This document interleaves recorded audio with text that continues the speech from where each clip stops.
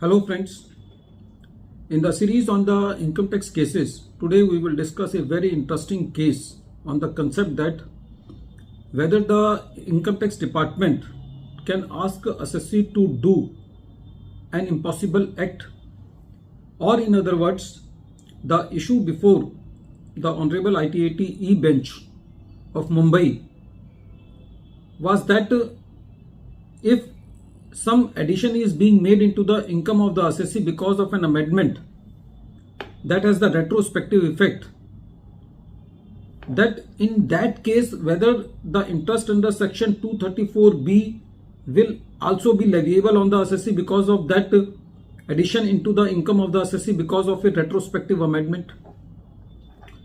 This issue is taken up by the bench in the case of Acquisite Jewellery versus Income Tax Officer, and this case is reported in 125 ITR Tribunal at page 117.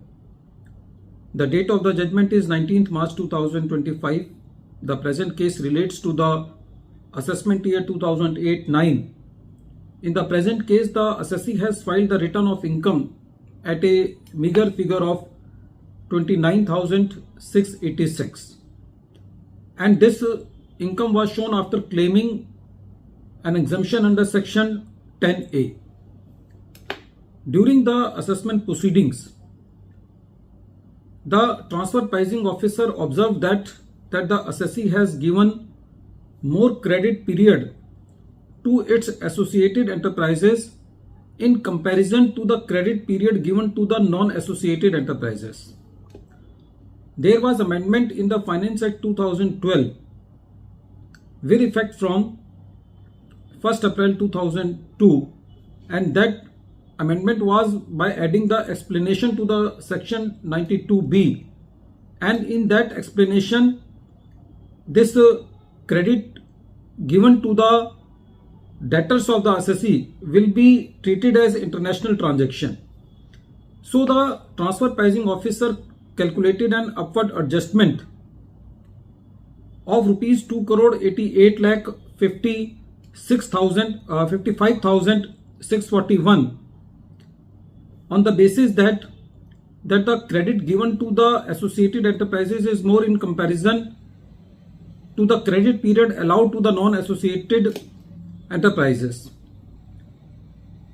In this case, as far as this adjustment is concerned, there was no dispute. But when this adjustment was made, that was due to an amendment with a retrospective effect, the assessing officer also calculated the interest under section 234B for default in the advance tax of rupees 20,15,970 rupees. The assessee was before the CIT appeal before this interest. According to the assessee has paid all the taxes on the returned income at the time of filing of the return, and the assessee cannot foresee the amendment at the time of filing of the return. So this was the plea of the assessee that this interest cannot be levied on the assessee. But the CIT appeal simply said that section 234B is mandatory and hence the interest under section 234B cannot be avoided. When this matter came before the Honorable Tribunal, the Tribunal said that in the present case the facts are very clear that the assessee has paid all the taxes as per the returned income, and the assessing officer has calculated the interest due to subsequent amendment with retrospective effect. The Tribunal was of the view that the point of the assessee, that the assessee could not have foreseen the amendment at the time of filing of the return because of the amendment in 2012 with effect from 2002. So in that case, the assessee could not be branded as defaulter of advance tax. So the Tribunal said that in the present case, the CIT appeal has erred in confirming the order of the assessing officer to the extent interest charged under section 234B for the payment of the advance tax.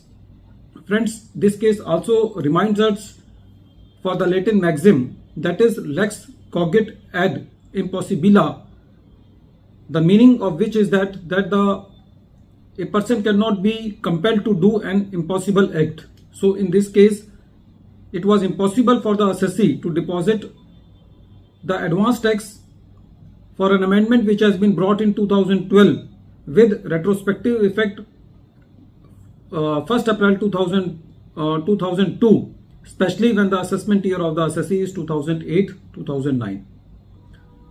At the end of this video, once again I am repeating the name of the case. The name of the case is Exquisite Jewellery versus Income Tax Officer, and this case is reported in 125 ITR Tribunal at page number 117, and the date of the judgment is 19th March 2025. Thank you, friends.